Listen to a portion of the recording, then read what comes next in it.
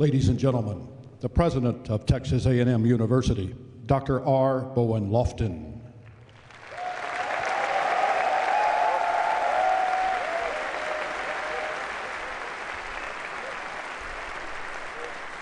Howdy.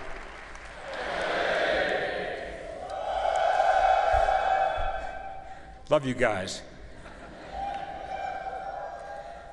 It's my honor to welcome all of you, and especially our distinguished guests from the United States of America and from the state of Kuwait, to our campus this evening.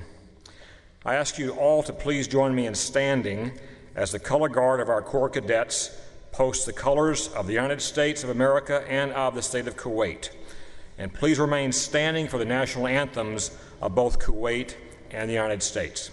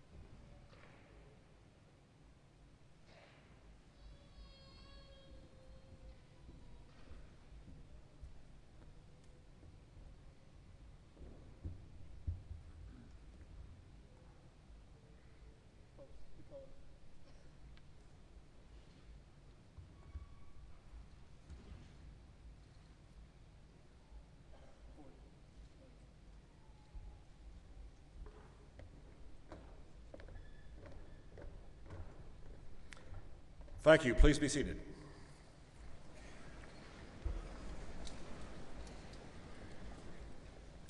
We have gathered here today to celebrate the 20th anniversary of an extraordinary event that changed the course of human history, the liberation of Kuwait as a result of the Gulf War of 1990 and 1991. Today, 2 decades later, the world continues to owe a debt of gratitude to those whose leadership made possible the liberation of Kuwait. Foremost among these leaders stands one man, President George Herbert Walker Bush, the 41st President of the United States.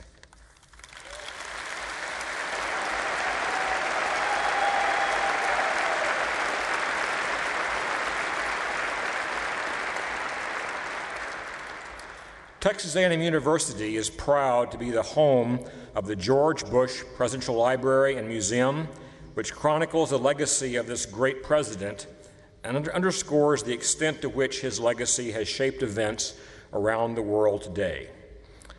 Texas A&M is also proud to be the home of the Bush School of Government and Public Service, which prepares our students to perpetuate President Bush's commitment not just to public policy, but to public service, to the values of leadership, excellence, loyalty, respect, integrity, and selfless service that define this great president and our great university. Serving as Dean of the Bush School is Ambassador Ryan Crocker. Prior to Ambassador Crocker joining Texas A&M University last year, he was literally on the front lines of the United States diplomatic policy for more than 3 decades. Please join me in welcoming Ambassador Ryan C. Crocker.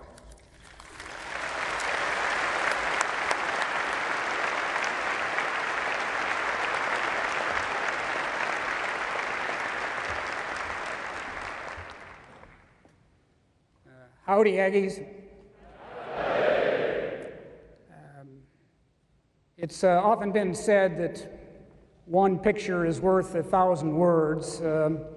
Well, this evening you're going to hear several thousand words, but before we get to that, we wanted to show you a few important pictures. So what we're going to do now is play an original, never-before-screened video of the entire period of the Gulf War, from invasion to liberation, narrated by the 41st President of the United States. So if we could please roll that video.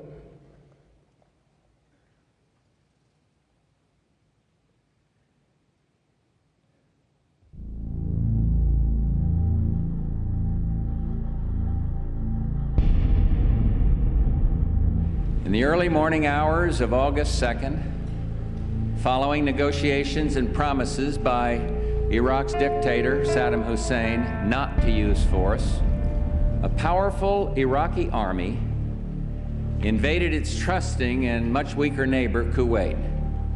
Within 3 days, 120,000 Iraqi troops with 850 tanks had poured into Kuwait and moved south to threaten Saudi Arabia.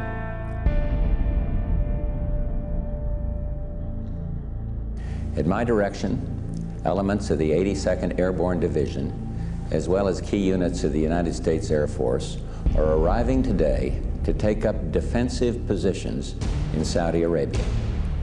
No one, friend or foe, should doubt our desire for peace, and no one should underestimate our determination to confront aggression.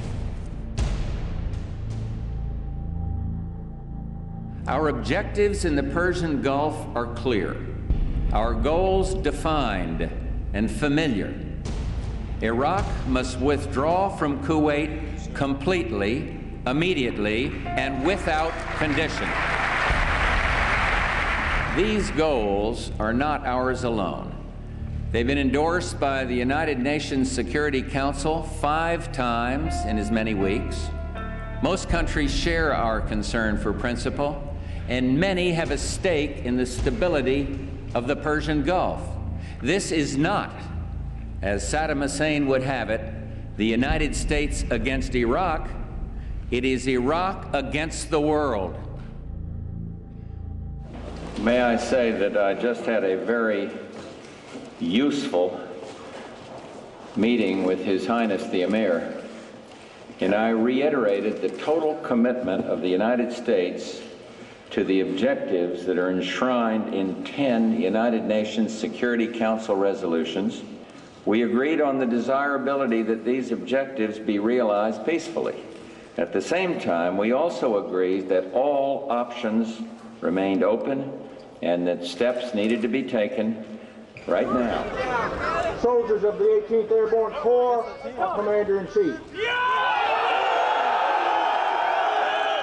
Over the past 4 months, you have launched what history will judge as one of the most important deployments of Allied military power since 1945. And I've come here today to personally thank you. The world is watching.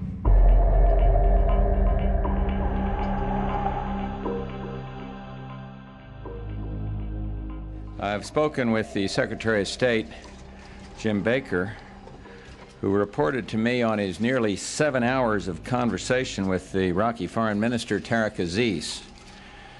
Secretary Baker made it clear that he discerned no evidence whatsoever that Iraq was willing to comply with the international community's demand to withdraw from Kuwait and comply with the United Nations resolutions. Let me emphasize that I have not given up on a peaceful outcome. It's not too late. The choice of peace or war is really Saddam Hussein's to make.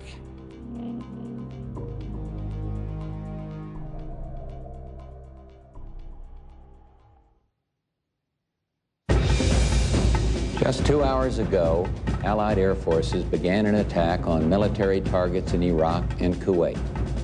These attacks continue as I speak. Ground forces are not engaged.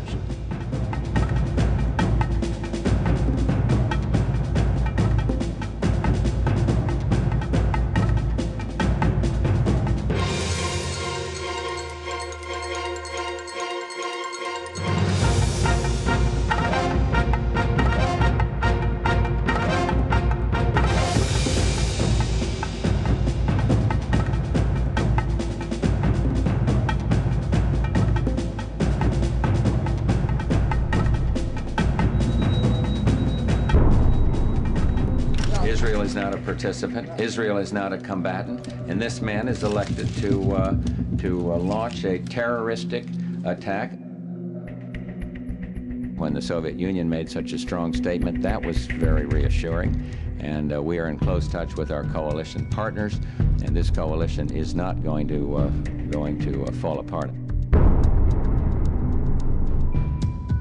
Now, with remarkable technological advances like the Patriot missile, we can defend against ballistic missile attacks aimed at innocent civilians.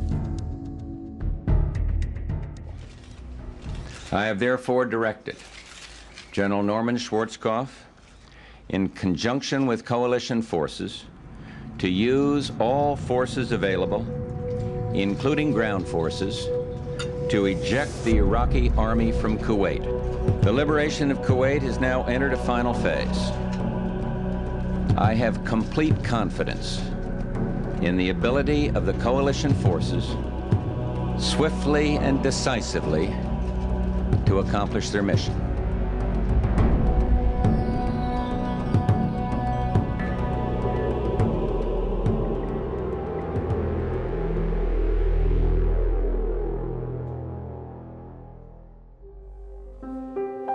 Kuwait is liberated. Iraq's army is defeated. Our military objectives are met. Kuwait is once more in the hands of Kuwaitis in control of their own destiny. We share in their joy, a joy tempered only by our compassion for their ordeal.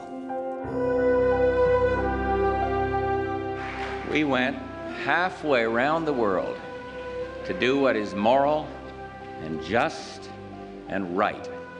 And we fought hard, and with others, we won the war. And we lifted the yoke of aggression and tyranny from a small country that many Americans had never even heard of. And we asked nothing in return. We're coming home now, proud, confident, heads high.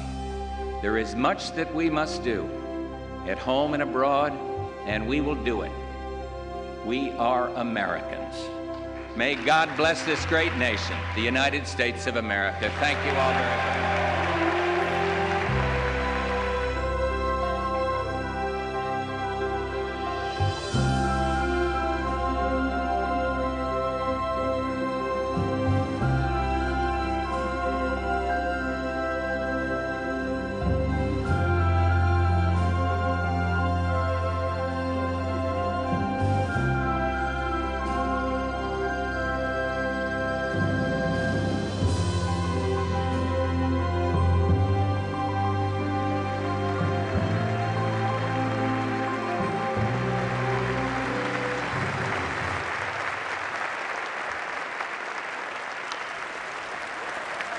everybody.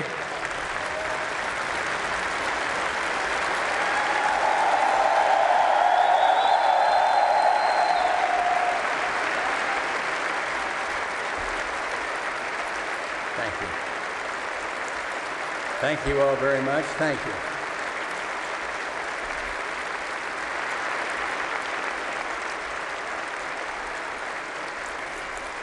Thank you, thank you, thank you. Howdy, and thank you all for coming to what I know will be a historic occasion right here at Texas A&M. Let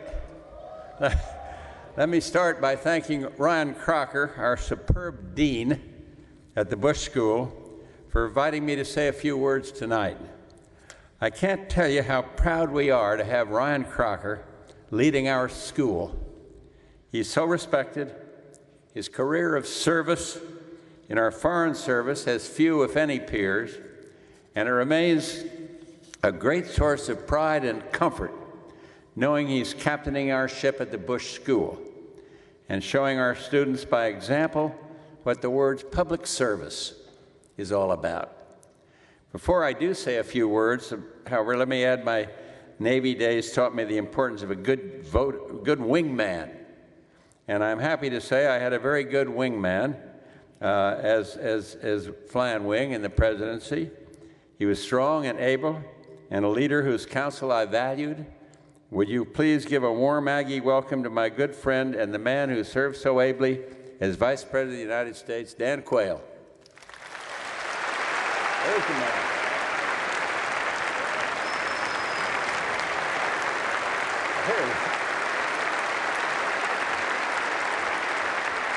Great.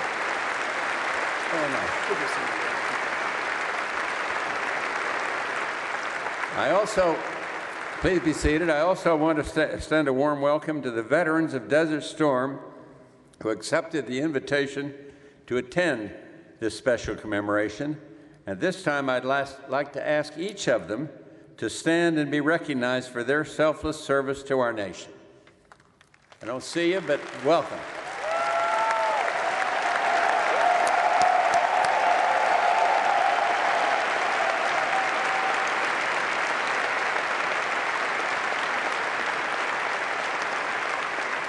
In a moment, we will receive a good reminder why no president was ever better served by his foreign policy team than the 41st President of the United States.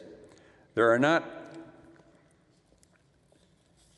enough superlatives for me to describe my gratitude and pride in each of the members of what we call the Gang of Eight.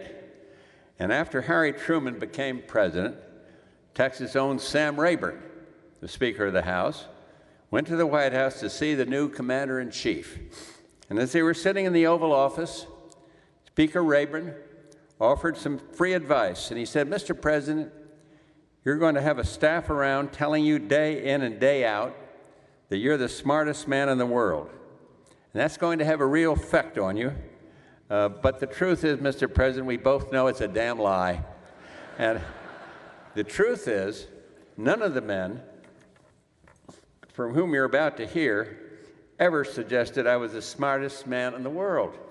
But that wasn't their job. Their job was to give me their best advice so that we, working together, could keep America safe while also advancing the values of human freedom and free markets around a world awakening from the Cold War.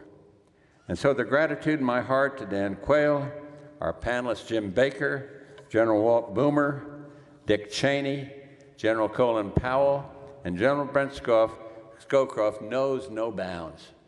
I might add a word of regret that another key member of our team, General Norm Schwarzkopf, was not able to be with us tonight, but he sent a wonderful message that you're going to hear later on. My dear sweet mother, now in heaven, taught us as kids never to use braggadocio. And as president, let me candidly confide there were a few things I probably could have done better. But in the case of Desert Storm, I honestly believe history will say we got this one right. And we stood firm, first and foremost, to protect America's security and interests as our solemn responsibilities demanded. But the team from which you're about to hear also worked very hard. and we took more than a few risks to build support on Capitol Hill and in the international community, so our troops had the full support on the battlefield they richly deserved. Every international crisis is different, of course, but the events of 20 years ago presented us with one of those rare moments afforded by history when mankind came together and joined in a noble cause, and in so doing, realized our higher aspirations. It was one of the great honors of my life to lead our team and troops and to help shape the momentous events that led to such hopeful outcome, the liberation of Kuwait. We regret that the Amir of Kuwait, who was scheduled to come, was detained in Kuwait on official business, but we're pleased to welcome the Amir's envoy, Sheikh Ahmed Jabbar Al-Sabah, who has led a distinguished delegation from Kuwait. Will you please join me in welcoming him? Where is he now? Now I'm supposed to move over here.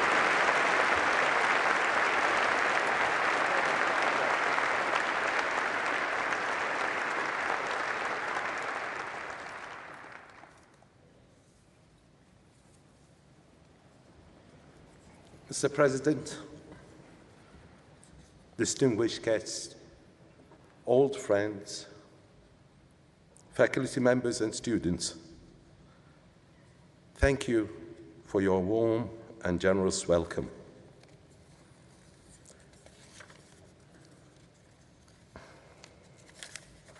I am truly honored and humbled to be here today with such noble individuals, all true friends of Kuwait. I can honestly say that one of the most important factors in being here today as the envoy of His Highness the Amir of the State of Kuwait, Sheikh Sabah Al-Ahmed Al-Jabr Al-Sabah, is to remind you of the courage and vision of President George Herbert Walker Bush 20 years ago, when he decreed that the outrageous aggression against my country would not stand. This clearly is one of history's most notable achievements, and it will be forever remembered. His Highness the Amir, Sheikh Sabah Al-Ahmed Al-Jabr Al-Sabah, would say the same thing if he could be here with us today. Unfortunately, he is unable to attend because he is in Sharm el-Sheikh attending the Arab Economic Summit, an idea which he initiated himself. He is handing over his responsibilities as chairman of that summit to the Egyptian President Hosni Mubarak. I assure you, His Highness is with us today in heart and spirit. I would like to recall the memory of the liberation of Kuwait, which began 20 years ago with the commencement of Operation Desert Storm. It marked the pinnacle of the historical relationship between our two countries, a relationship which has endured for over 60 years and was ultimately tested when Saddam Hussein's forces invaded and occupied Kuwait. Under the leadership of President Bush, the United States of America sought legitimacy for the international coalition by working through the United Nations. The United States did not take the easy path of acting alone without international legal sanction. Guided by the Charter of the United Nations, American diplomacy, inspired not only by President Bush, but also by Secretary of State James Baker, led to the implementation of dozens of UN Security Council resolutions, many under Chapter 7. The US did not rush to use force. Its strategy provided room and time for diplomacy to work. Still, there was no hesitance to act boldly after the Iraqi regime rejected all international diplomatic attempts to complete the withdraw its forces from Kuwait. History also records the tireless efforts to assemble a historic multinational coalition under UN auspices. The coalition was the broadest and strongest ever put together to enforce UN resolutions. It truly spanned the world's nations and included the full support of countries and organizations in the Middle East region, Europe, Africa, Asia, and Latin America. The coalition undertook a major military campaign, Operation Desert Storm, against Iraq, which ultimately liberated Kuwait. Kuwait's Air Force proudly participated in that coalition, flying its fighters from bases in Saudi Arabia. Allow me, Mr. President, to express the gratitude of the people and the government of Kuwait to the leading and significant role which the peoples and the governments of Saudi Arabia, the United Arab Emirates, Qatar, Bahrain, Oman, Egypt, Syria, and other coalition countries played not only in the liberation of my country, but also in hosting the Kuwaitis who were forced to leave Kuwait during the occupation. In the weeks and months following the launch of Desert Storm, President Bush adhered to the spirit and letter of the many UN resolutions and the mandates they contained. In line with these resolutions, he halted all military actions after Kuwait was liberated and its legitimate government restored. There were no acts of vengeful retribution. The result of President Bush's decisive action not only liberated Kuwait, but laid the basis for the renewal of the Middle East peace process with the convening of the Madrid Conference.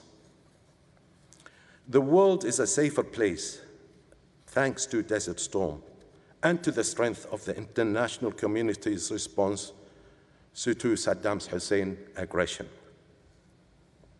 There are no words to express the enormous gratitude of the Kuwaiti people for America's role in leading the international coalition that literally saved our country.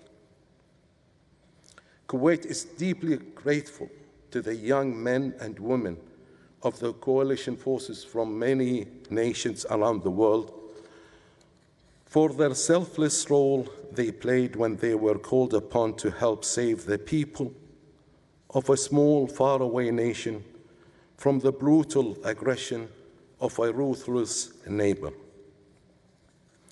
Their sacrifice and valor continue today in the distant lands as they fight in the war against threat of terrorism. Even as we remember and mourn the loss of parents, husbands, wives, sisters, and brothers, it cannot be said often enough. Their bravery was not in vain. We cannot even imagine the result if Saddam had not been expelled from Kuwait. Where would he have stopped? What would the region look like? How many of the other Gulf nations would have held on to their independence and freedom?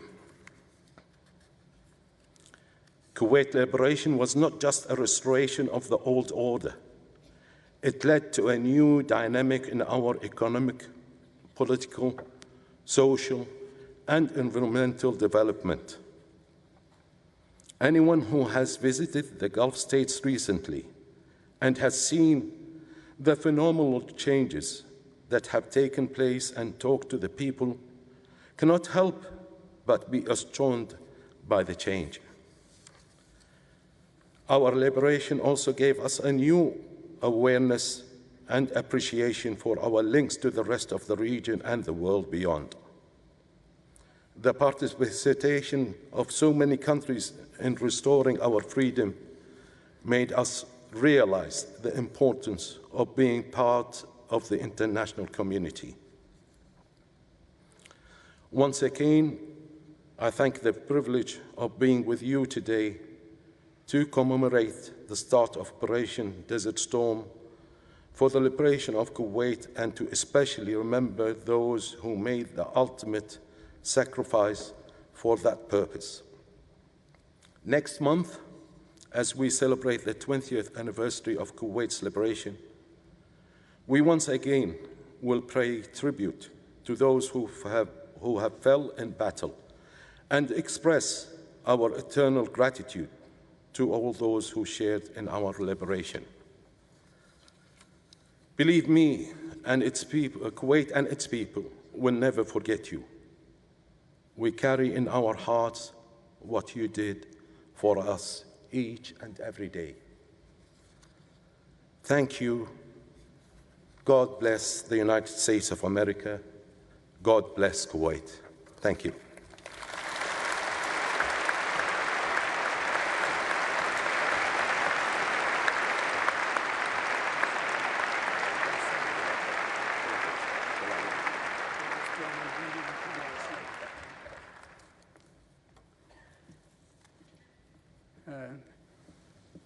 Thank you, Sheikh Ahmed, for those very generous remarks, a great tribute to a lasting friendship and alliance. I will now introduce the national security leadership of that era, and we're very pleased that spirit of partnership is symbolized in this panel by the presence first of His Excellency Mohammad Abdullah Abul Hassan, currently Senior Advisor to His Highness the Amir of Kuwait, at the time of Desert Shield, Desert Storm, Kuwait's representative to the United Nations.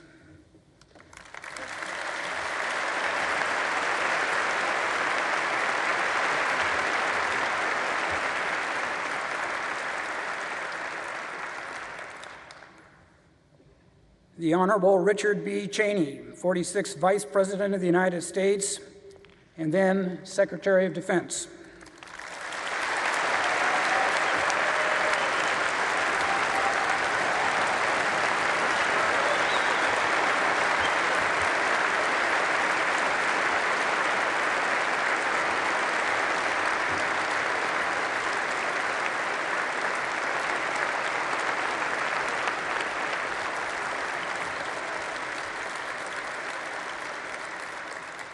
The Honorable Colin L. Powell, 65th Secretary of State of the United States, and in 1990-1991, Chairman of the Joint Chiefs of Staff.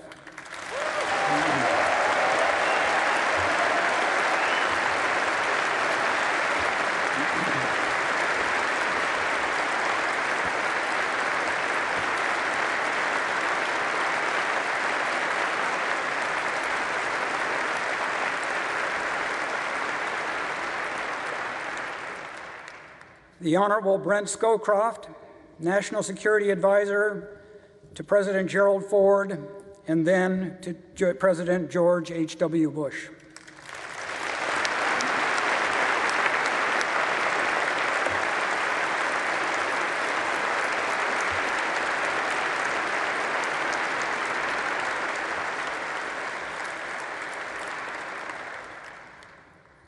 General Walter E. Boomer, United States Marine Corps, Commander of the United States Marines in Desert Shield, Desert Storm.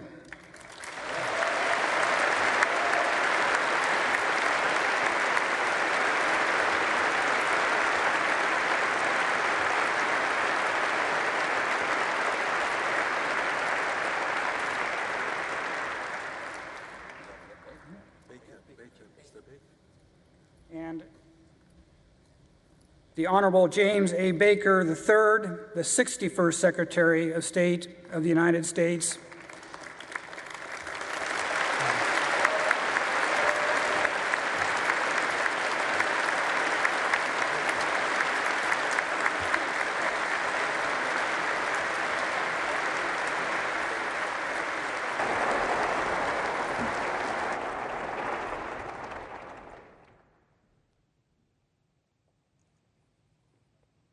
Ladies and gentlemen, please be seated.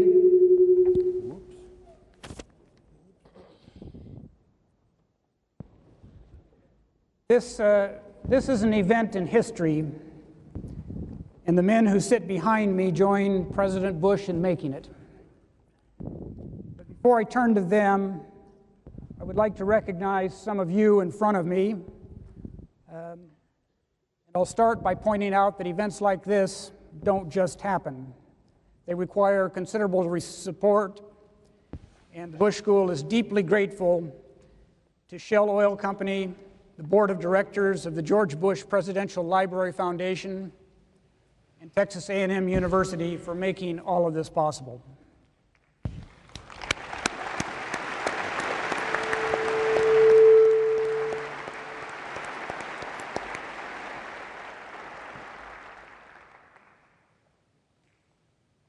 This campus has sent Aggies to fields of battle in every American war since 1876. And this evening, we all join President Bush in a special thank you for the veterans of Desert Shield and Desert Storm who stepped forward 20 years ago and changed our world. We remember and honor your service and sacrifice, and we especially remember your comrades who are forever absent, but always present in our memories, those who gave their lives for the liberation of Kuwait.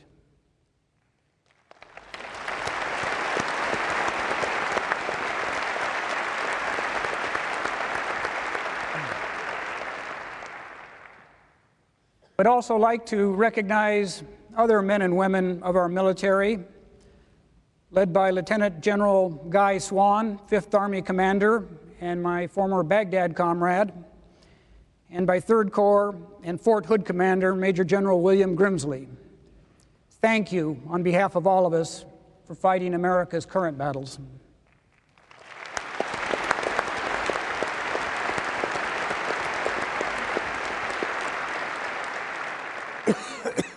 I also thank our own Fightin' Texas Aggie Band and the Corps of Cadets, led by Brigadier General Joe Ramirez, for their participation, many of whom will go on to careers in the military.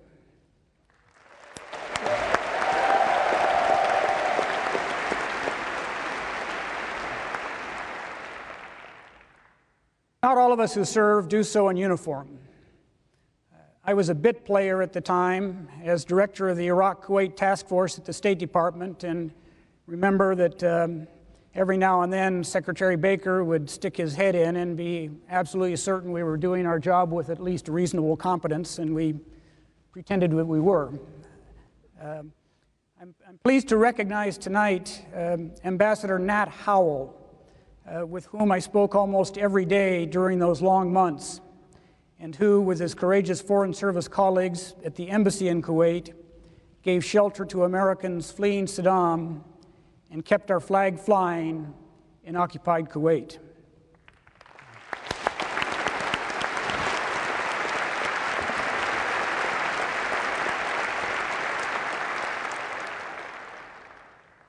I also welcome my friend and colleague, Ambassador Skip Ghanim, who resumed our diplomatic presence in Kuwait literally within hours of liberation and began the process of rebuilding a shattered nation.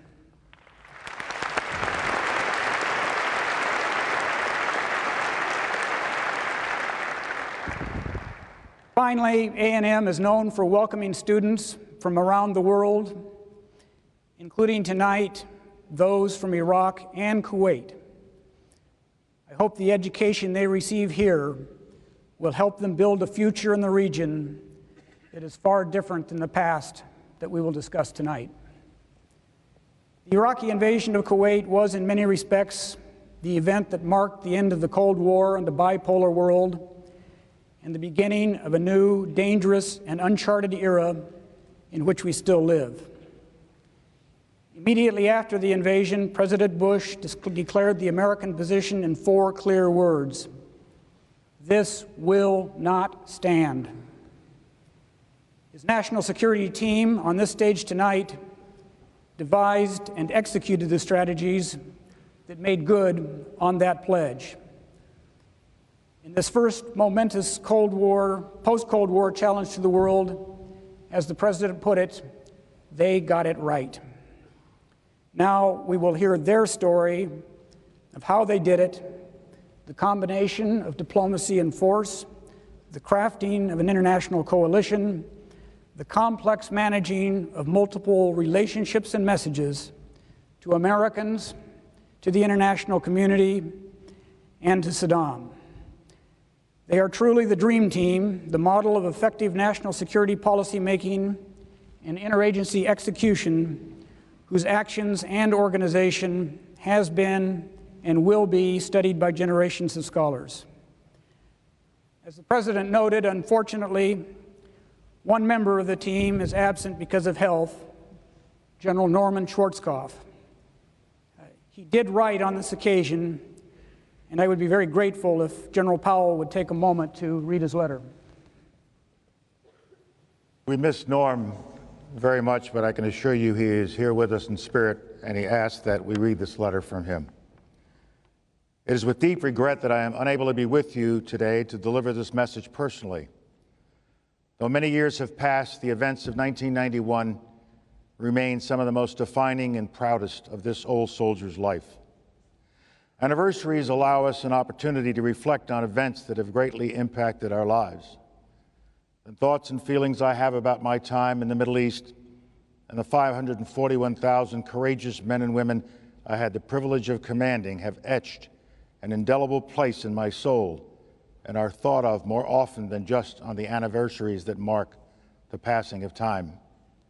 To celebrate the victories of Operation Desert Storm is to celebrate the union of 34 allied nations, joined by the recognition that unprovoked aggression against a peaceful nation would not be tolerated.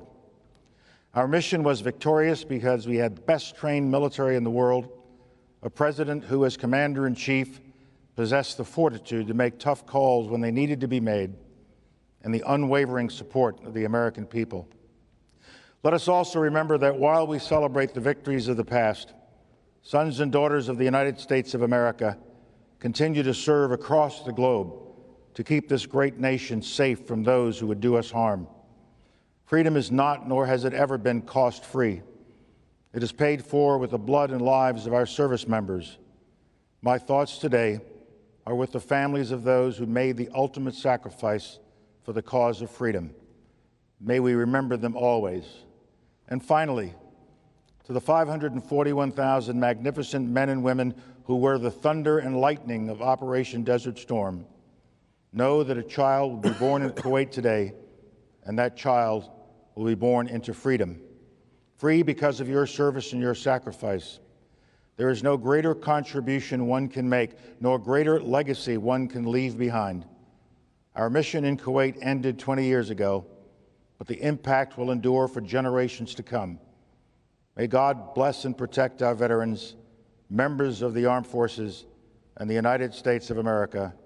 General H. Norman Schwarzkopf.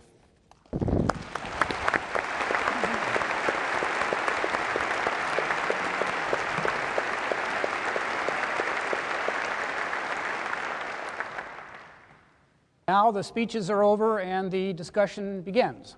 I'm going to pose a few questions to members of the panel individually and collectively, and I hope that will start a conversation among the panel. Given the caliber of the people on this stage, of course, they are perfectly capable and even likely to ignore whatever I may ask and say whatever they want. That will all be part of the evening's fun. Both President Bush and I and so many others in so many countries for so many years have talked about you as the model of how national security is managed, orchestrated, and executed. So I'd start with that first procedural question. How did you become what you were? The team that so artfully and effectively put together the coalition, managed the diplomacy, and for General Powell and General Boomer, managed the war. How did the civilian and the military aspects of a coherent plan come together? And also, in addition to just devising it, how did you ensure its effective execution? As we have learned both before and since, there can be a great gulf between the two. So it's a general question, open to whoever would like to start the ball rolling. I'll go. Jim, you want to start? Yeah. I think we had a splendid marriage of the political and military strategy and the political and military objectives. We were blessed by having a president who is decisive as a political leader and decisive as a commander-in-chief.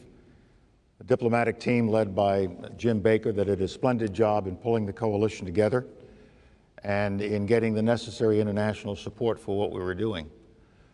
The fellow who was in charge of making sure we all moved at the same time in the same direction was Brent Scowcroft.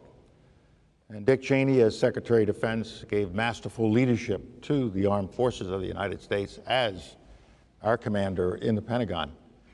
On the military side, we had some gifted commanders, beginning with Norm Schwarzkopf and all of his component commanders, who can include General Walt Boomer.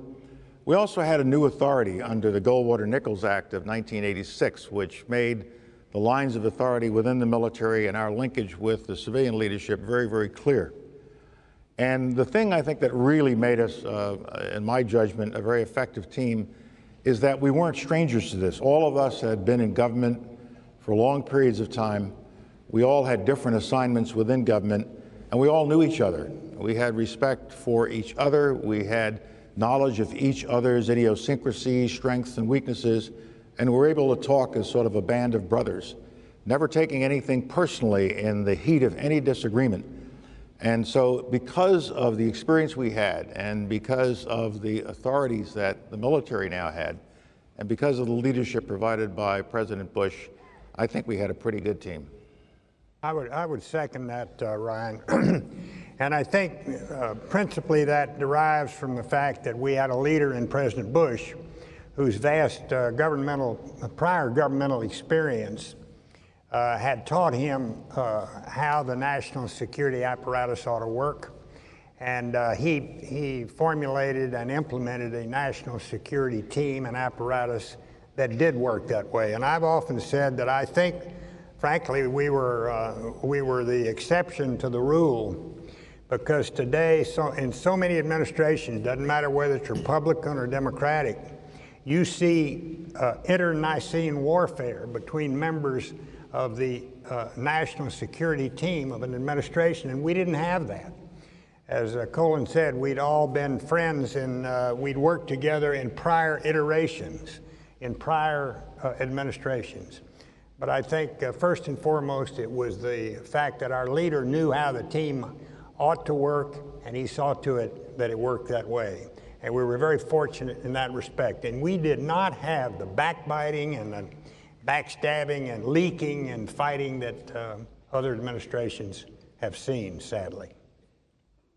I'd like to underscore that. I agree with every word that's been said, and I think it was so important here because the job of coordinating our efforts was so complicated. First, we had the Russians, who joined us solidly, but wanted to keep a protective arm around their close friend, Iraq, and protect it if possible.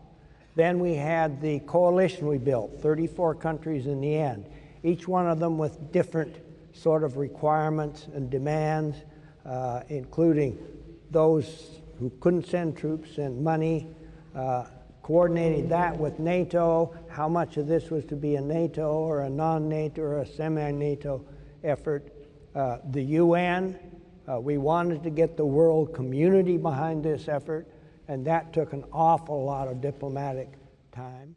And last but not least, the Congress, who started out supportive on a defensive effort. As the buildup continued and it looked like we would have an offensive capability, the problem started.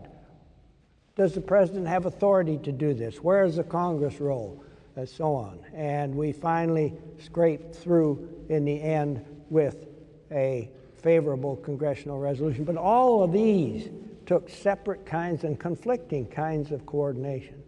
So it was a very difficult job that we had to consult very closely together on a daily basis. Everyone up here on the dais, of course, knows this, but I'm not sure everyone in the audience appreciates the fact that this is the only time in history that the United Nations Security Council has voted to use force against a member state. The Security Council was exercising its Chapter 7 responsibilities under the Charter, first and only time it ever did it, except in the Korean War when the Soviets walked out and they were able to get a resolution authorizing the use of force. So it was quite a significant event from that standpoint, and it made the job of reversing Iraq's aggression considerably easier. It also made the job of getting approval of a Democratic House and Senate considerably easier, because we could go to a senator. We barely won the vote in the Senate, 52-47, but we could go to a senator who was withholding his support and say, you mean you're not going to support the president, Senator so-and-so, when the president of Ethiopia is supporting him, or the president of this other country or that other country? And it made it possible for us to bring him across. Dick worked very hard on that as well. Mohammad. Thank you. We really were watching, the national team working together in a very formidable way, but also we were anticipating that the need for going outside, the boundaries of the national security to the international community. Government of Kuwait, though it was an exile in Taif, we embarked immediately, maybe the first week after the invasion, to reach out to the former Soviet Union. We took the Saudis with us because we know that if we want to achieve a breakthrough, in a very quick and vast breakthrough in creating the coalition, we're supposed to go first to the Soviet Union to convince them to stand strong, because we knew the relation between Iraq and Soviet Union was enormous. The interest, the economic interest, the oil interest was great. We went directly to them, and immediately His Highness the Amir Sheikh Sabah went to China. We focused on these two permanent members in order to make sure that they will be standing with the three other permanent members. I was in the United Nations. I knew that the problem was, first of all, not with the whole membership of Security Council. Mainly it was with the permanent members. Three of them were already beside Kuwait. But we had to work, and we worked closely, and thanks God that we were able to get both of them on board. I'm going to come back in a minute to the international diplomacy of Desert Shield, Desert Storm, because you've both raised some interesting points, but I want to drill down a little bit about what we were just talking about. Again, the model national security team. You certainly are all that. I guess what I'm trying to do is find out if you're all eligible for sainthood. If we're what? Eligible for sainthood. Were there ever serious disputes among you that you can recall? Some real knockdown dragouts. That's one. And two, if there were, and I can see there were there ever any that you could not ultimately work out yourself and that you had to take to the president for resolution? Well, there's certain procedures we put in place. My colleagues have described sort of the foundation, the relationships that existed even before we went to work in the Bush administration. But we set up, for example, Wednesday morning breakfast that Brent and Jim and I would have together, just the three of us in Brent's office. Food wasn't bad, but the Wasn't good. wasn't good, but it wasn't bad. But the notion was that we kept state and defense and the White House all working off the same agenda. And the staffs, I know, of the Defense Department quickly got to the point where people down in the bureaucracy figured out that if they had a major issue that needed to be resolved, that they could get it into the agenda of the Wednesday morning breakfast. That was the best way to get it resolved. And the three of us really had very, very few disagreements that we couldn't solve among ourselves. There were a few, I suppose, that had to go to the president. I remember a big argument over this question of whether or not we needed to go to the Congress to get authorization to use force. We were in a position where we deployed a couple 100,000 troops by then. We had authority, I felt, under Article 51 of the UN Charter, where Kuwait, a UN member, had been attacked. We'd ratified the charter years before. We had all the authorization we needed to use force to go to our friends and liberate Kuwait. But I lost the argument. And the decision was made, primarily because the president overruled me and I think some of the others, that it was very important for us to go get congressional authorization. My argument was that, look, if we ask for approval and they don't give it to us, then what are we going to do? Are you going to pack up 200,000 troops and bring them home? Are you going to go forward without that kind of approval? The president obviously was the decider and got to make the decision, but we had a very thoroughgoing debate, but entirely friendly. There were never any leaks. Nobody went out and put out their own point of view on it. We got it resolved, and we did what the president wanted to do, which was always the case. As I said at the earlier event, Ryan, we concluded it would be very advisable if we could get UN Security Council authorization. But we also waited until the United States was in the chair, president of the council. It was held at the foreign minister level, and so I was conducting the meeting, and we would never have brought the issue up. Dick's absolutely right on that point. We don't want to bring it up and lose it. But we would never have brought it up had we not known that we had the votes to pass it. And as the ambassador pointed out a minute ago, our big worries all along were the Soviet Union and China. When we got the Soviet Union early on to join with us in a condemnation of Iraq's invasion of Kuwait, we sort of felt, well, maybe we'll be able to bring them along, maybe not to vote affirmatively in favor, but maybe to abstain. They ended up voting in favor of the resolution of force, but China was very difficult, and it was only at the last minute that we got China to agree to abstain. But we would never have gone for a vote unless we knew we had the votes to pass. On this specific point, if I may, excuse me, no good team can be a good team unless it has disagreements. The question is, do you have a way of resolving those disagreements? We're all being very kind up here, but we had lots of fights. We had disagreements over military strategy. We had disagreements over rate of flow of troops. There were some occasions, and Dick Cheney's too kind to mention some of these disagreements, but there were occasional moments when he thought I was off the farm. Isn't that true? Yes. I can think of other ways to express it, but. But I generally knew when I'd stepped over the line, and he would quickly remind me that I had stepped over the line, and we would resolve it.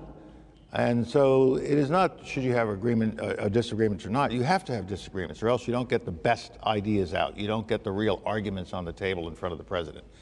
And the president was masterful about letting us argue with each other in front of him. And he would sort of stand back, cross his legs, chew his lip a little bit, and just let us go at it. And then when he'd had enough and had the best benefit of all of our agreements and disagreements, we could expect him to make a decision in a decisive manner. But that's what makes a functioning team work well. My government it seems to be a week after the liberation, after the invasion, decided to provoke Article 51 of Charter of the United Nations. We knew that already President Bush had made the decision that this aggression will not stand, but also we wanted to have the other option, the option of having not only the major player in the field, the United States, UK, France, but we seeked the help of 71 countries around the world. I informed the Secretary General that Kuwait is provoking Article 51. Letter from His Highness the Amir, the late Amir Sheikh Jabir, has been sent to most of them, and the rest I have handed it to their permanent representative in New York. But nevertheless, though this option was on the table, Kuwait preferred that it should go through Security Council, through the national legitimacy of Security Council.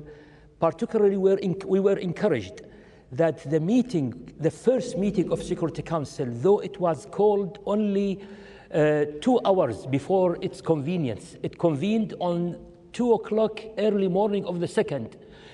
The whole of Security Council was full of members of the General Assembly. I counted, my friends, there were more than 110 permanent representatives. And it may be, if you go back to the history of drafting resolutions, it was the first resolution which could have been drafted within 15 minutes.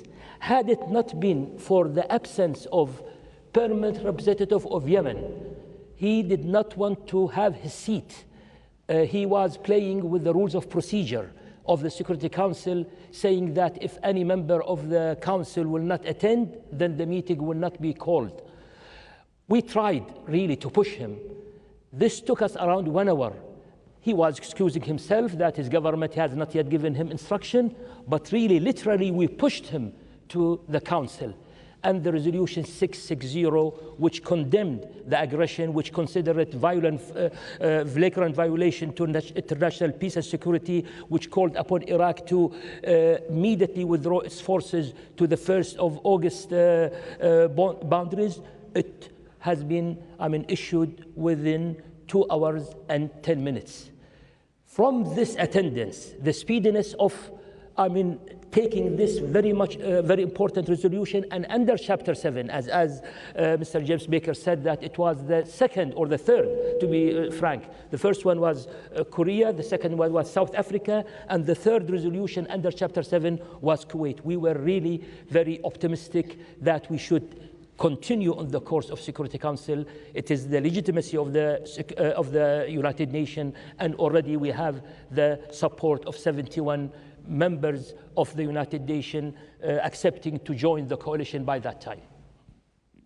One of the reasons that we wanted to use the United Nations, not only as an assist in our own domestic concerns, but because the president had in mind, this was a period where the Cold War was ending, and he wanted to establish new kind of rules of the world, a new world order, if you will.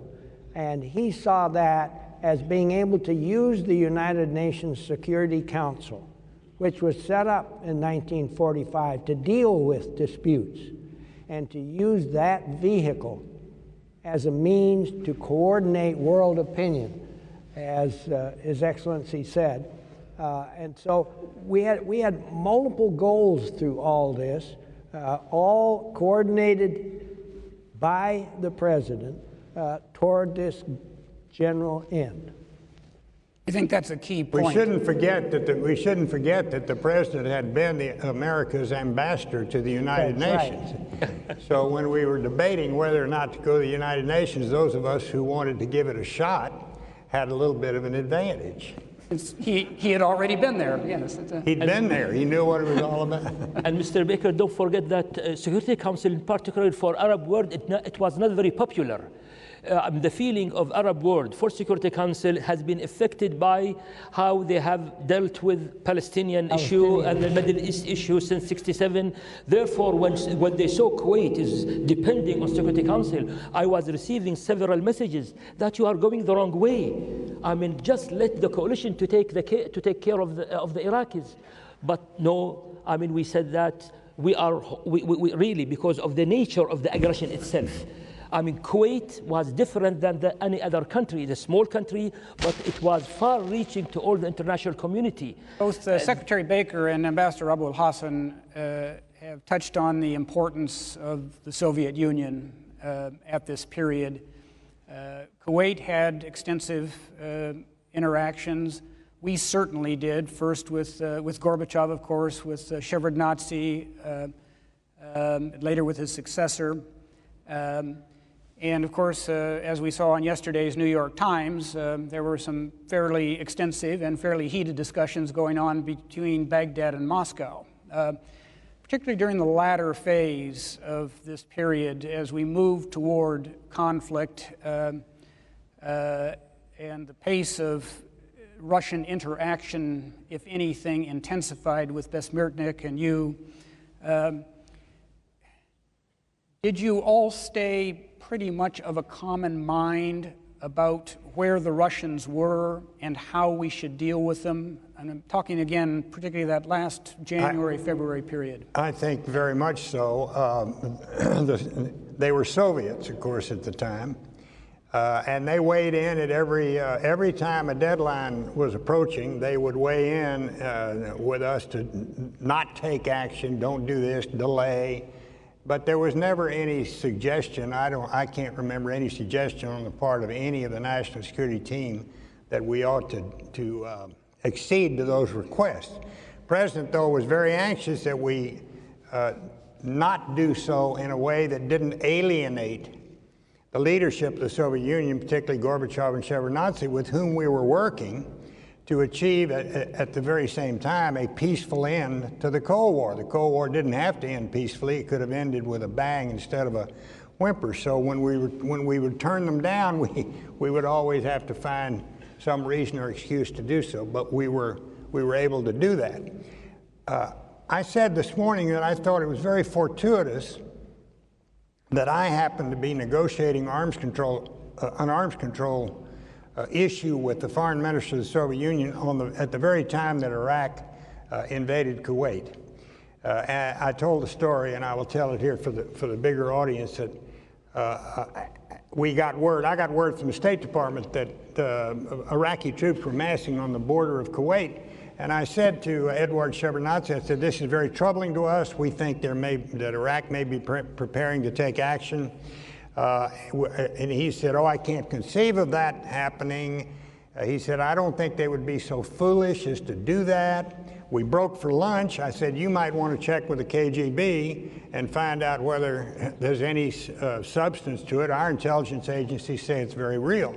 He came back from lunch and he said, I've checked with the KGB. There's no substance at all to that. Saddam would not be so foolish. Well, he looked very bad 24 hours later when Iraq marched into Kuwait. And I think that's one of the reasons, frankly, that he was willing to stand here, the Soviet foreign minister now, standing shoulder to shoulder with the American Secretary of State 2 days later, condemning this action by a Soviet client state. That was unheard of. We were still in the Cold War period. And so I think it was very fortuitous the way it happened. I also think it was fortuitous that it happened at the same time that the president was having a meeting with Prime Minister Thatcher, and there was a lot of, I think Saddam was a master of miscalculation, and he miscalculated badly when he picked the time to invade Kuwait. We spent a lot of time on the diplomacy of Desert Shield, Desert Storm, because it is important, and we talked about the importance of the vote that produced Resolution 678, all necessary means. There were two important votes at that time, and the other, of course, took place in our Congress in January, and as you pointed out, that was pretty close in the Senate, 52 to 47. If that vote had gone the wrong way, what would you have recommended to the president? I would have recommended that we go forward anyway.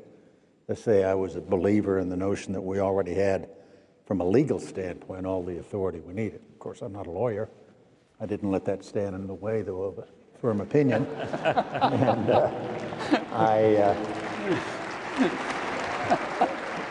but I really firmly believe that you couldn't go through the motions of deploying a large American force poised to liberate Kuwait and then pack it up and take it home and not do anything with it, not use it.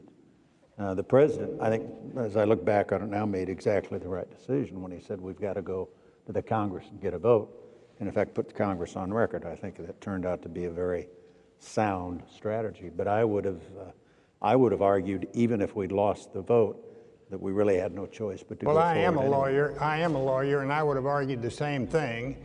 And I'm quite confident that the president would have gone anyway because we did have the authority under Article 51 of the UN Charter. It's one of the things I think the president spent a lot of time thinking about, how he would act. Fortunately, we were not faced with that, but I think we would have been, my sense is we would have been unanimous in saying, this is in the national interest, we need to do it. My recollection is that he already had made that decision in his own mind before we went to the Congress. We knew that's what we do. You don't think that the vote in the Security Council on the 29th of November to allow all the necessary measures has little bit effect on the Congress? It had a big effect. It had a big effect. Because here they have felt that it has a national legitimacy. That had a huge effect on our ability to get the House and the Senate to approve it. And as we've said before, the Senate vote was very narrow. Yes. But the question was whether we would go forward, the president would have gone forward even if the Senate or House had not approved it. And in my opinion, he would have. I'd like to turn just for a moment to the military planning, particularly in the early phases. General Powell, as you noted, you were the first chairman of the Joint Chiefs of Staff after Goldwater-Nichols that fundamentally restructured relationships in and among the military. I think gave the chairman significantly enhanced authorities. I'd be interested in your thoughts on the difference that Goldwater-Nichols made to your ability to do your job the way you did it, and how it would have been different if you hadn't had Goldwater-Nichols. And then secondly, whatever you might like to say about, again, early military planning, and whether you would care to perhaps explain to the audience what the phrase, hey diddle diddle right up the middle, might mean in the concept of military planning. So. I don't think that's in any manual, but I'll try to cover it. The Goldwater-Nichols law made the chairman of the Joint Chiefs of Staff the principal military advisor to the President of the United States, to the Secretary of State and the Secretary of Defense, and to the Vice President of the United States. It didn't mean the other chiefs were not advisors. They were also advisors, but the chairman was the principal military advisor, meaning that the chairman could present his own position, whether it reflected the position of the chiefs or not. During this entire period, every position I presented also represented the position of the chiefs, so we were a unified body, and it worked very well. I didn't get any really new authority. Most of the authority that I seemed to exercise was because Mr. Cheney let me exercise influence and authority. It's really the relationship between the secretary and the chairman that's more important than what the Goldwater-Nichols law said. The other thing it did was give me a powerful staff that would help me. And it gave the theater commander, in this case General Schwarzkopf, more ability to get the job done. Everybody was answerable to him. Everybody in that theater worked for General Schwarzkopf and nobody else. And it made it clear that General Schwarzkopf worked directly for the Secretary of Defense.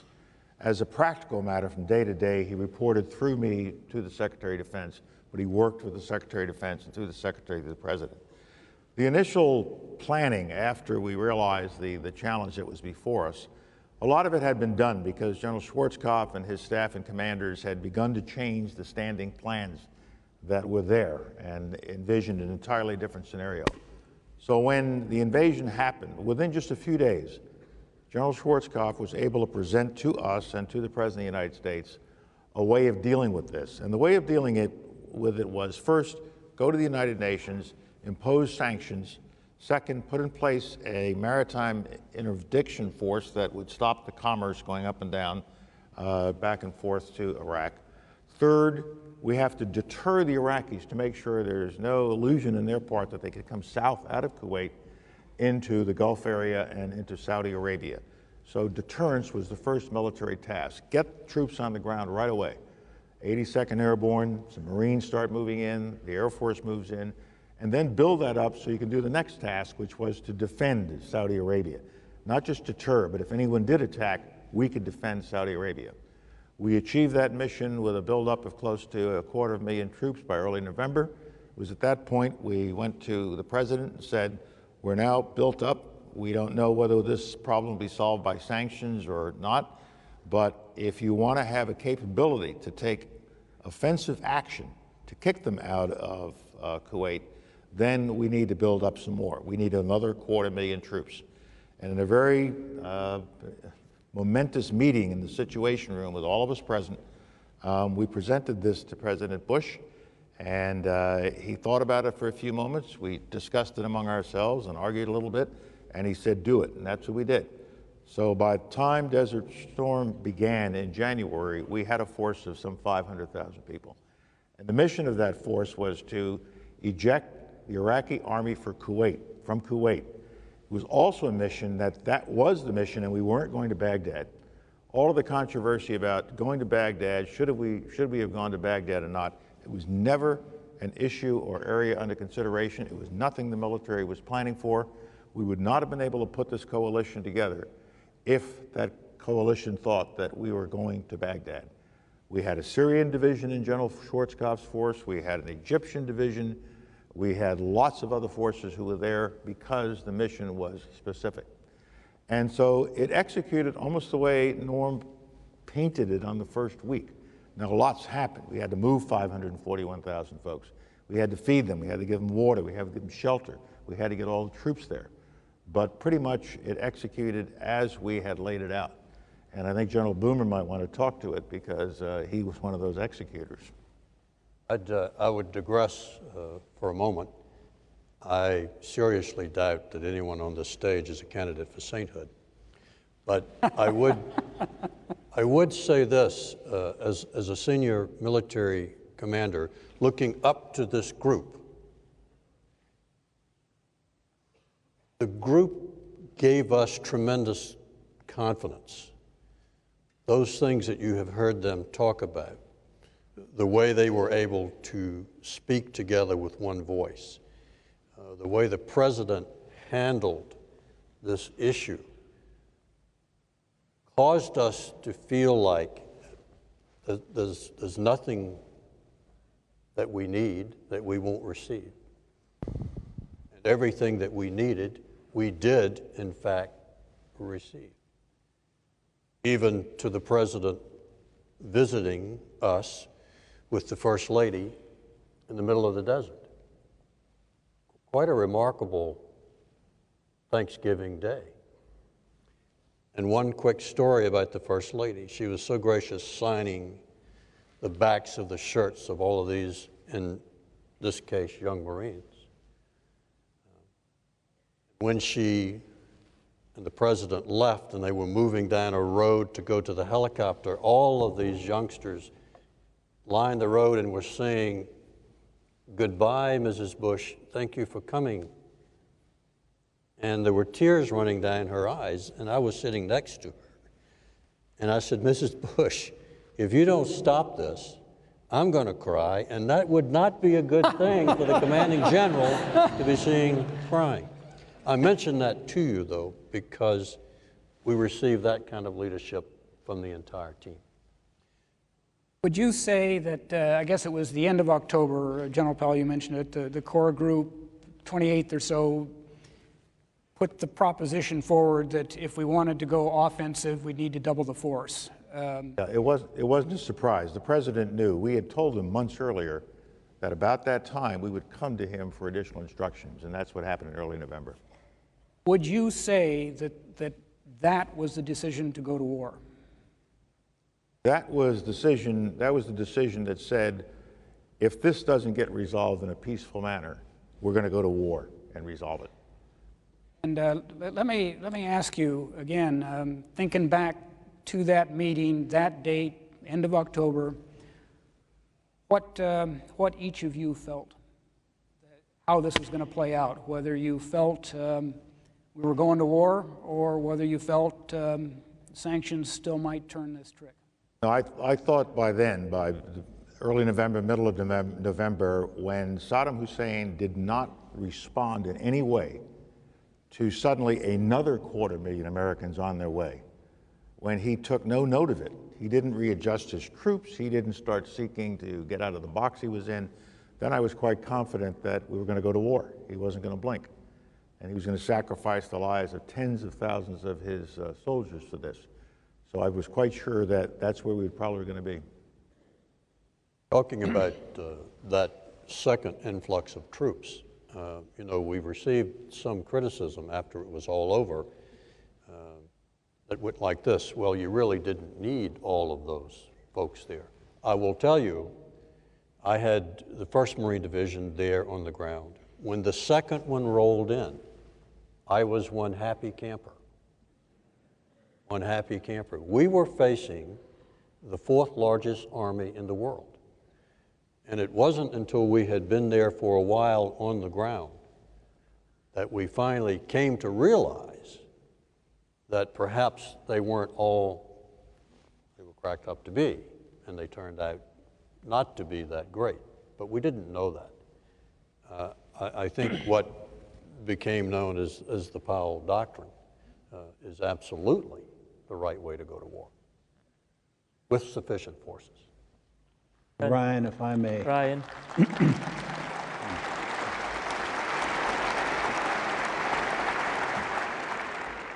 Add just an element. One of the things that always struck me about the way the president responded, you know, to these things we bring to him to debate or discuss or decide,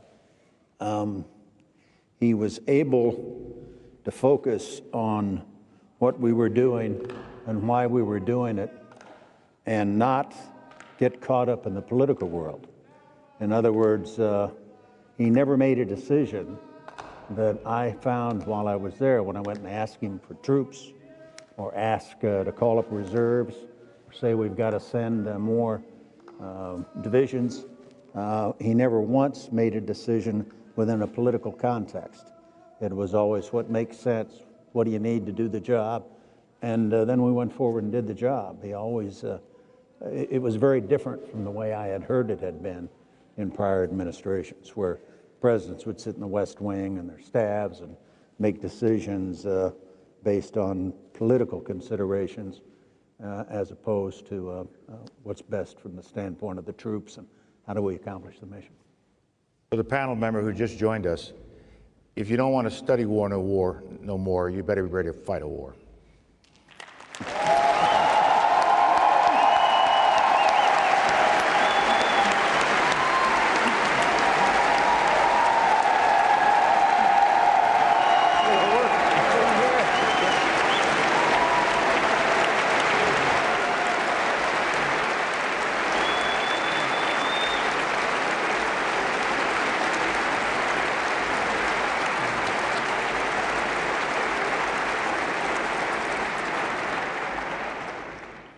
Secretary Baker, General Scowcroft, if you look back in your recollections, at what point did it seem pretty clear to the two of you that sanctions weren't going to get it done and that we were heading for combat? Well, I think as far as I'm concerned, it was when we augmented the force there in November. It was clear to me then that if sanctions didn't work, we were going to go. But it was, you know, when the president got off the helicopter Sunday, coming back from Camp David, and said this aggression will not stand, this aggression against Kuwait, that told us all that while we might try political and diplomatic and economic sanctions, if they didn't work, we were going to have to do it by force. And then when we got the resolution authorizing the use of force from the Security Council, it was quite obvious that's what we were going to do. The president was very judicious and careful about making sure that history would record that he left no stone unturned in the effort to avoid having to do it forcefully and through military means and having to go to war. And he proposed at some point, I can't remember exactly when that was, that I go to Baghdad and meet with Saddam, and that Saddam's foreign minister come to Washington and meet with him. Of course, Saddam was too busy to find any time that we could schedule such a visit. He had time to see other Americans who would go over there who were sympathetic to him, but he didn't have time to see the Secretary of State of the United States. And then ultimately that devolved into a meeting of the foreign ministers as sort of a last chance effort to avoid war. That took place on January 7th, 8 days before our deadline to begin the conflict. I was visiting with the ambassador earlier today, and the fact that we even had that meeting made a lot of people nervous, that somehow maybe we were going to back off. We were nervous. And he was one of them. And he was one. But let me tell you something. There was never the slightest chance that we would ever negotiate down from a UN Security Council resolution that we'd achieved, which said, get out of Kuwait and get out unconditionally. So we weren't ever gonna negotiate. One of the benefits, there was one benefit that came from that meeting. It was a 7-hour meeting. And one benefit was that before I went to Geneva, Colin said to me, he said, I wish you would convey a message to the foreign minister when you're there. Tell him that if he uses weapons of mass destruction on our forces, that the American people will demand revenge or vengeance. And I used those exact words. In fact, what I said was, let me tell you, Mr. Minister, if you use weapons of mass destruction against our troops, the American people will demand revenge, and we have the means to exact it. And then I said, Mr. Minister, that is not a threat. It is a promise. So then,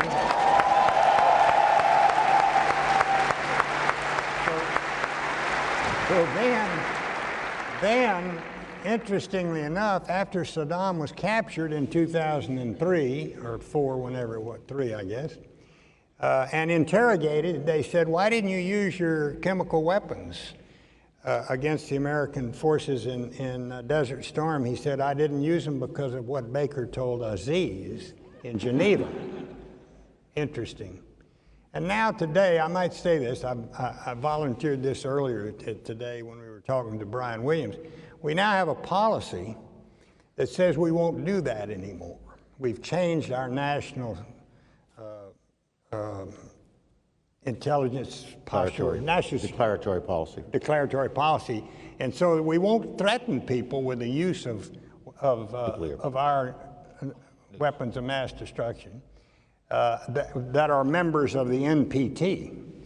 And that's a mistake in my view, because I think what I was authorized to tell Tariq Aziz in Geneva perhaps saved a lot of angst and casualties for our forces in Desert Storm.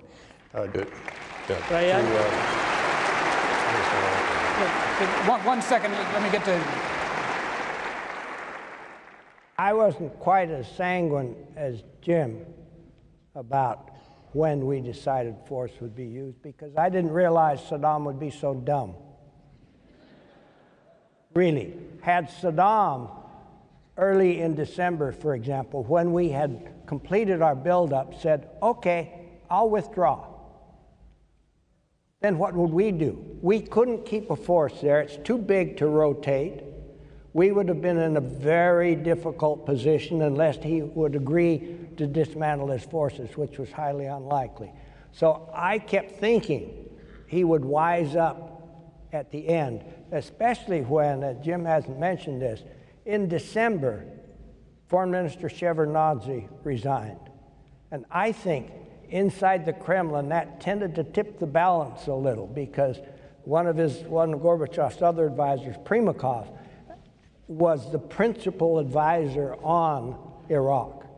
And so I thought there was even a better chance that the Soviets may put more kind of pressure than they tried just before. And he resigned because he felt that Gorbachev was not protecting him sufficiently against the hardliners. That's right. That's exactly why. I would like to comment on sanction. Always we are asked why you did not, just keep on keeping the sanctions, so though it is so tight and affecting the people of Iraq. The response to that was, people thought that it was a static occupation. It's contrary. It was a very, very brutal, active occupation in Kuwait. The pillaging, the killing, massacring, the theft was all over Kuwait.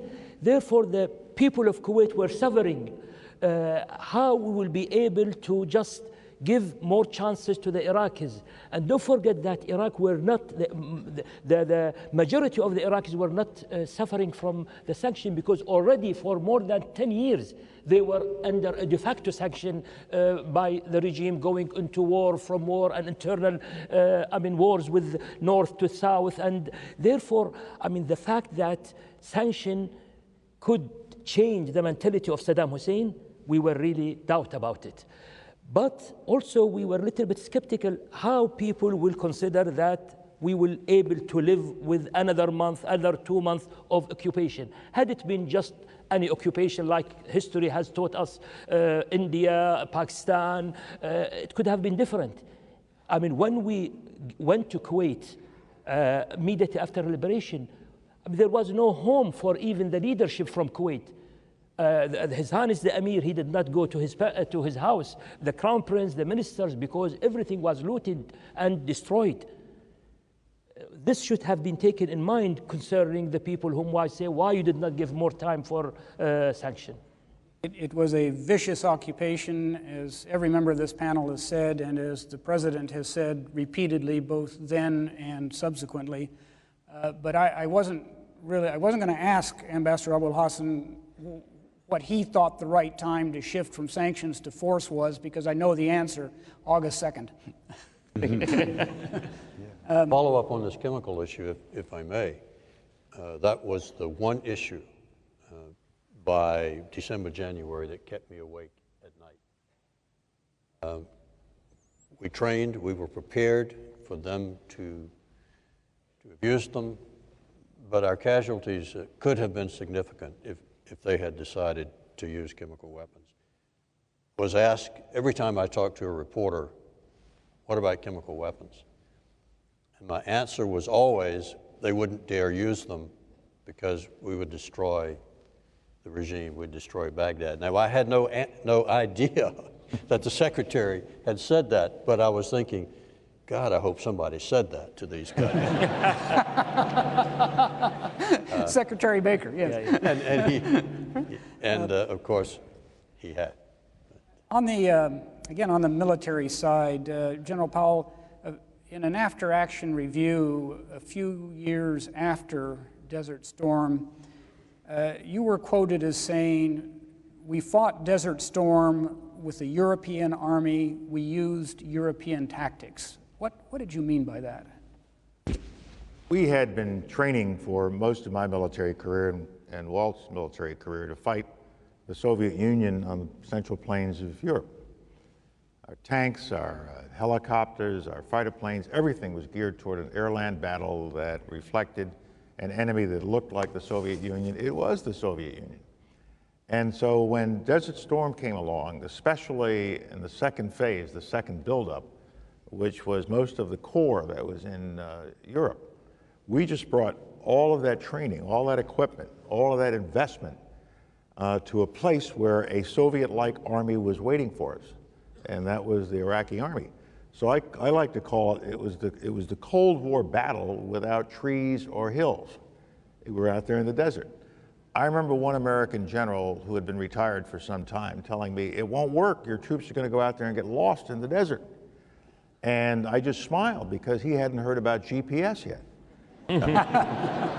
And we hadn't much GPS. We went to every Radio Shack in America buying GPS receivers to outfit our troops. But it was reflective of the kind of technology that we also took there. Apache helicopters, M1A1 tanks, cruise missiles. It was fascinating except to for watch. the Marines, who only got M60s. Well, that's another long story we don't want to go into. But as it turned out, the M60 was capable of defeating that Soviet tank. But we were dealing with an incompetent, frankly, it was an incompetent set of generals who were running the Iraqi army. I mean, they just sat there and watched this all happen, and they didn't respond to it in the slightest. You stay with that theme for a minute, and we touched on this briefly at lunch. The Iraqi operation at Khafji, of course, General Boomer was there. End of January 29th, wasn't it about then? In a sense, the Iraqis started the ground war. We didn't with that incursion.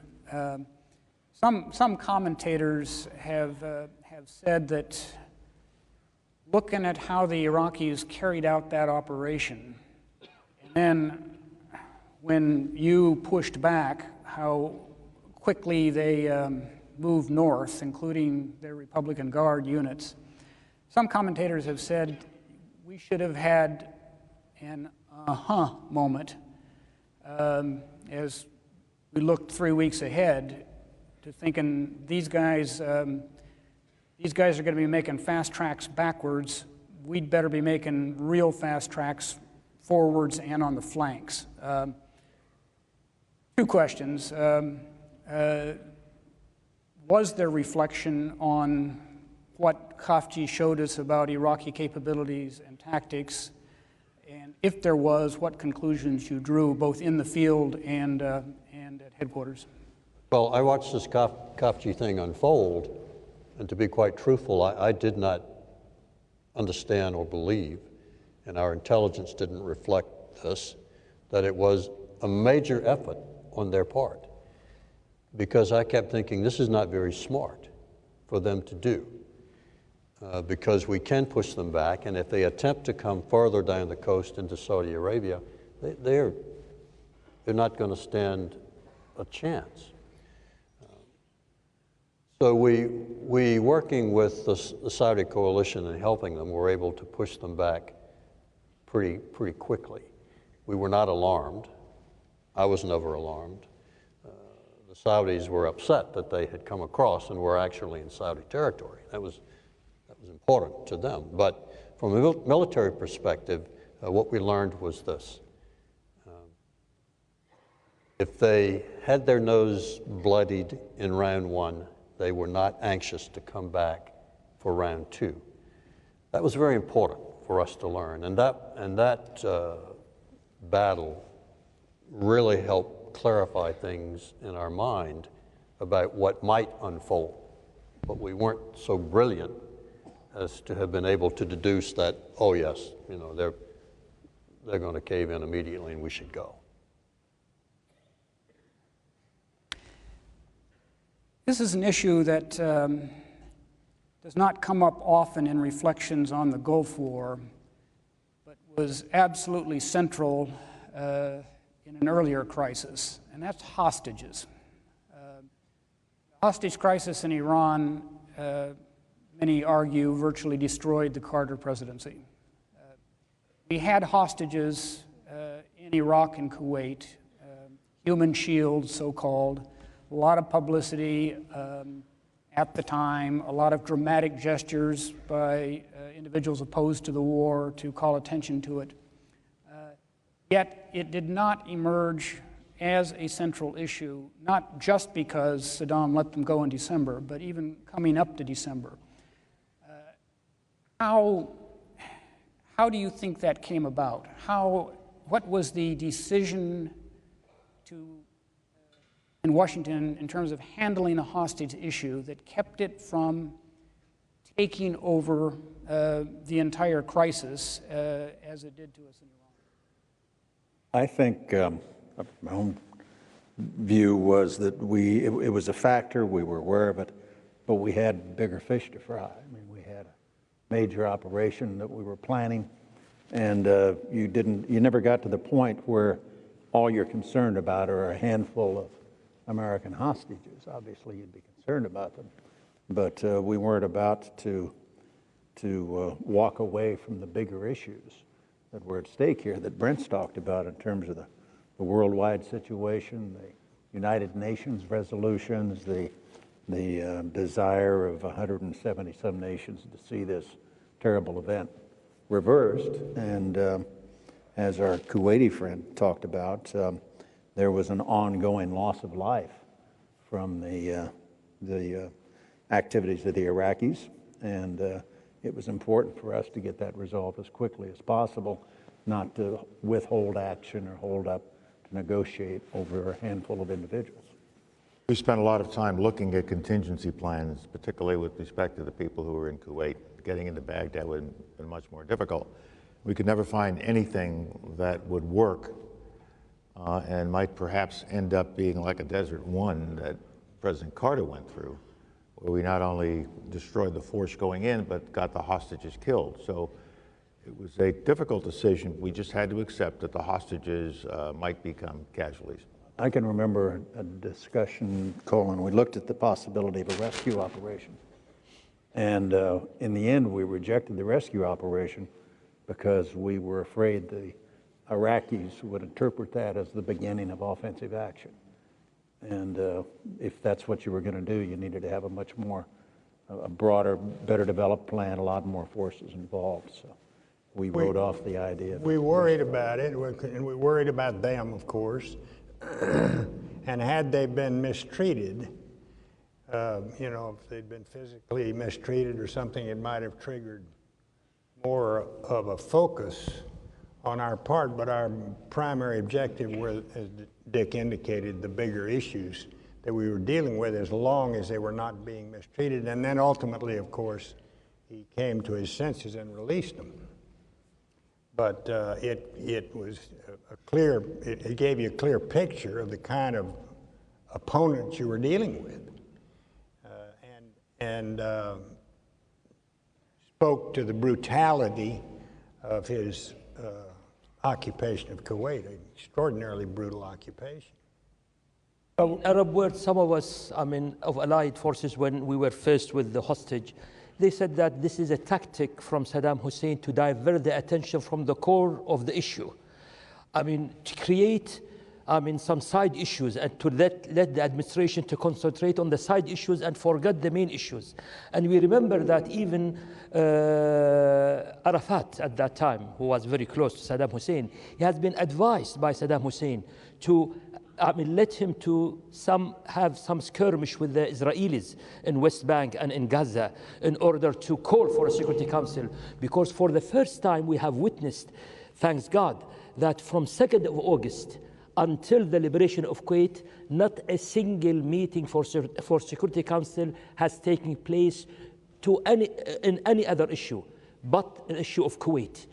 Though usually, as everybody knows, Secretary Baker, he knows that each month we used to have 2 or 3 meetings calling for discussing settlement or the main issue. But thanks God, from the 2nd of August until after the liberation of Kuwait, Security Council was seized only, I said only, by the issue of Kuwait and some renewals of, observers or, peacekeeping forces, the automatic renewal. Our time is short, and one very important aspect that we really don't have time to talk about, but I would note it, the issue of Israel, American-Israeli diplomacy as Iraq launched its Scud attacks, our ability to persuade Israel to stay out of the fight, again, not often remarked on now, but in my estimation, an absolutely critical moment in this whole campaign. In the few minutes we have left, I'd like to turn to those 100 fateful hours from several perspectives. General Boomer, I'd like to hear, you were there. You made the run to Kuwait. Your perspective on that. And then from others, Looking back 20 years, did the 100 hours give us what we needed? Did we use them all in the right way? Was the 7th Corps too slow? Did too much of the Republican Guard get away? Recognizing that it was not our mission to annihilate the Iraqi army, as was said this morning, with a powerful Iran next door, it would not have served our interests. But more of it get away than we would have liked as you looked at it in retrospect. And the final point of this, the insurrections by first the Shia and the Kurds. As you look back 20 years, would you have recommended we have done anything differently with respect to those two events? Big question, and I know all of you can handle it all in, say, about 7 minutes. So.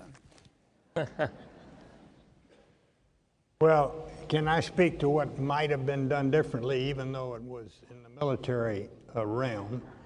But it was the political leadership had a role to play in it. I think it would have been very good if we had required Saddam Hussein himself to come to Safwan and sign the surrender documents.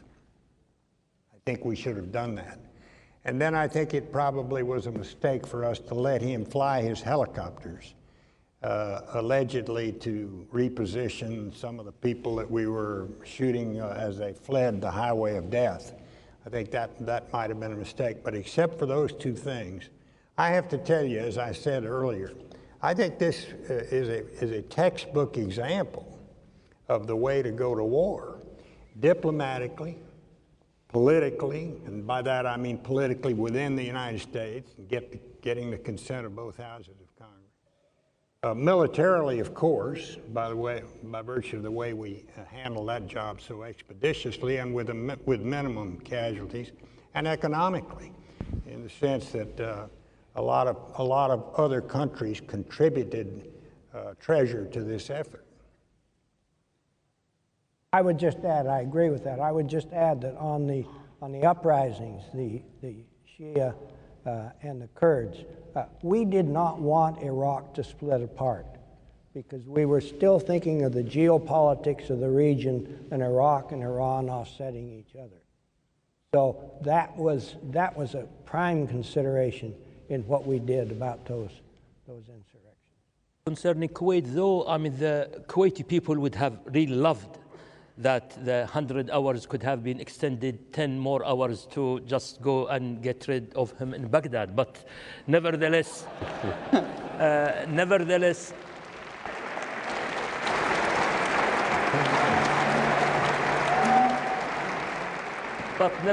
being from, I mean, speaking from the United Nations and knowing what is, I mean, how we were able to generate that international solid support. Had we gone to that option, maybe we could have lost all, I mean, the sense of victory which you have achieved, and we really proudly joined you. But I do agree with Secretary Baker that in Safwan, here was the core of the issue. Had higher than Hashim, who was the general staff, it seems to me by that time, to sign the ceasefire, higher than him, Minister of Defense, or it would be really very hard to ask Saddam Hussein himself at that time. He would be prolonging the issue and people would be demanding that any ceasefire should be signed by military people.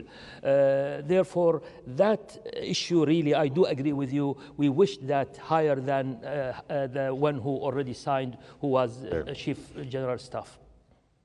Some seem surprised that we were able to do this in 3 days. I actually was not, because I knew if we could breach this barrier, cross these minefields, it wasn't going to take us long. And because we didn't have far to go. And once we blew through there with 2 divisions, they weren't going to be able to stop us. So I think the speed surprised some, but it really didn't surprise us. In the last conversation that I had with General Schwarzkopf over the radio, I was almost at the Iraqi border, and I told him where I was. And I said, we're poised to launch for Basra, and we will police up the rest of these folks if you want us to. And he said, stand by. And then the next message that I received was not directly from him, but through my headquarters, that we had in fact stopped. I think this is an issue that will be discussed for many years to come, and I think there's a legitimate argument you can have as to whether we stopped too soon or not. But on balance, we had accomplished the mission. The Iraqi army was fleeing, and it's easy to say, well, you should have just kept killing them. But this was an army that we did not want to totally destroy. And I think President Bush made the right decision after getting the recommendations from us and asking General Schwarzkopf to give us his recommendation if stopping was acceptable. And he said, yes, it was. And he had just announced on television that he thought it was time to end the war. I think we did the right thing. The Shia and Kurd uprisings were unfortunate. And it wasn't just attack helicopters that stopped those uprisings. He still had an army. There wasn't more than roughly 50, at most 55% of the Iraqi army in the Kuwait theater. The rest of them were still in Iraq. So they could control that population. And there should have been no illusion on our part that the Marsh Shia would ever have the capacity to split off from the rest of Iraq or to march on Baghdad. So we really could not get involved in that. And I think we accomplished the mission, and we did it in a way that tried to minimize loss of human life on both our sides. And the Iraqi side of these conscripts who had no choice but to be there, mostly Shias, forced into the service, fighting an all-volunteer force. The United States is one of the best we've ever fielded. I don't have as strong a memory as some of my colleagues do, Ryan, that we were concerned about saving part of the Iraqi army. I felt it turned more at the end of the 100 hours. We'd done what we said we were going to do.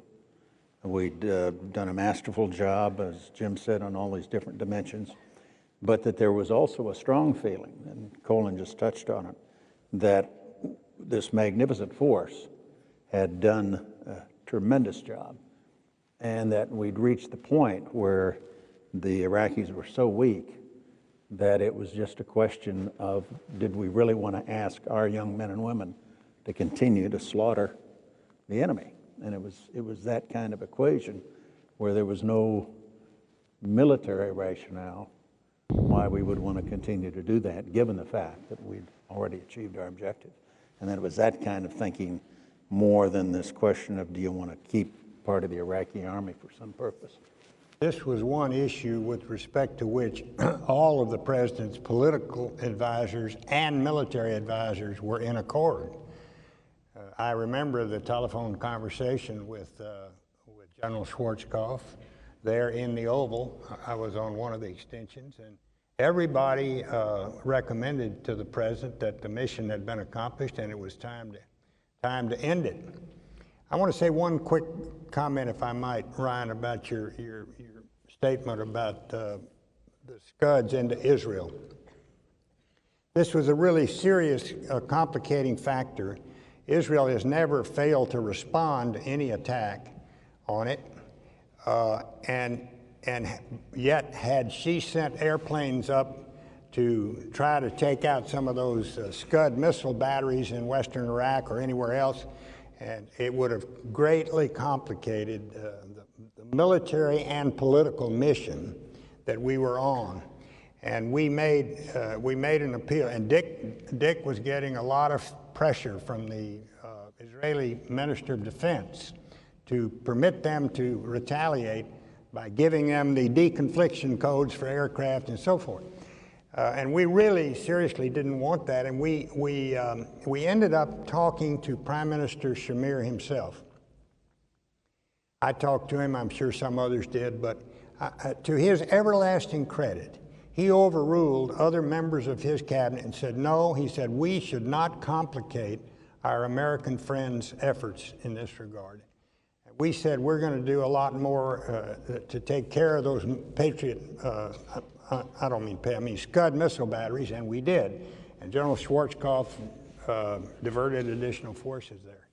But I think we need to recognize that our Israeli friends really were solid with us on that issue, and particularly Prime Minister Shamir, because he alone, I think, among his closest advisors, were willing to see the bigger picture.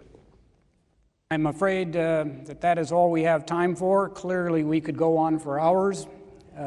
It has been a unique opportunity for all of us to sit down with the men who, under the leadership of President Bush and Vice President Quayle, literally transformed the world we live in, and to hear your unique accounts of just how you did it. So please, all of you, join me in thanking some truly great Americans.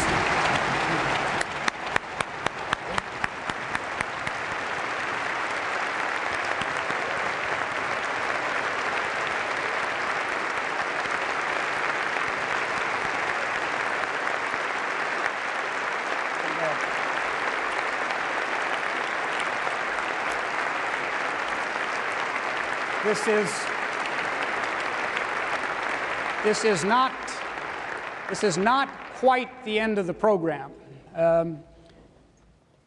American fighting men and women through the history of this country, seats please, have gone off to fight our nation's battles with courage, optimism, conviction, and enthusiasm. And since our Revolutionary War, they've also done it always with music, not just, you know, the national anthem and the patriotic marches, the popular music of an era that captures a soldier's heart as he goes into combat. There was such a song for Desert Shield, Desert Storm. I think almost all of you know it. It's called Proud to Be an American.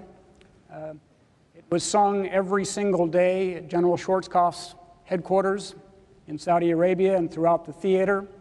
And tonight we are extremely privileged that the man who wrote and made that song famous, Lee Greenwood, is here to sing it for us tonight. So let us all give him a huge hand.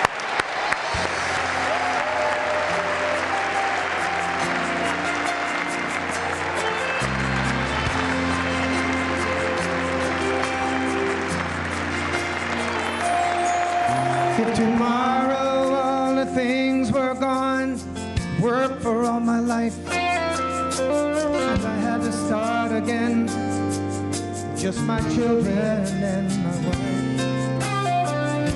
Thank my lucky stars to be living here today, 'cause the flag still stands for freedom, and they can't take that away.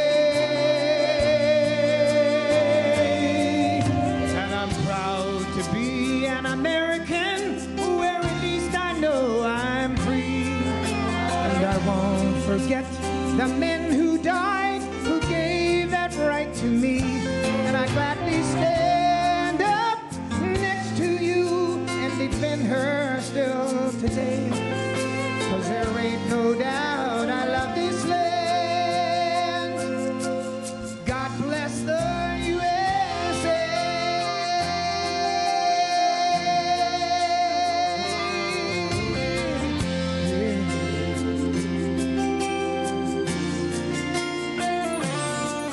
From the lakes of Minnesota to the hills of Tennessee, across the plains of Texas, sea to shining sea, from Detroit down to Houston and New York to LA, where there's pride in every American heart, and it's time we stand and say that I'm proud to be an American, where at least I know I'm free. And I won't forget the men who died, who gave that right to me. And I gladly stand up next to you and defend her still today. 'Cause there ain't no doubt I love this land. God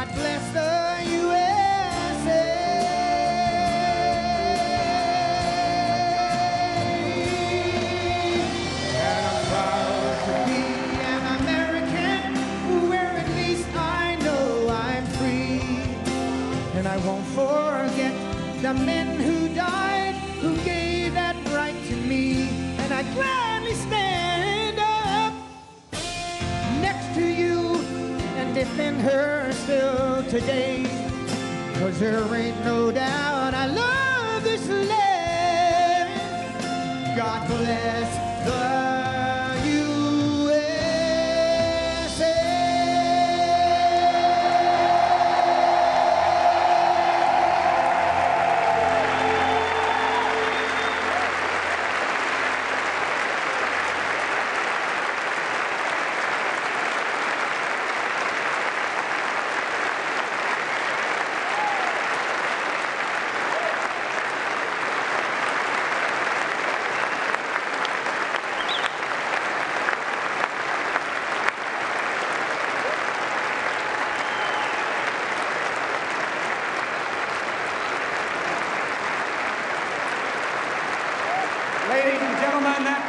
does conclude the program.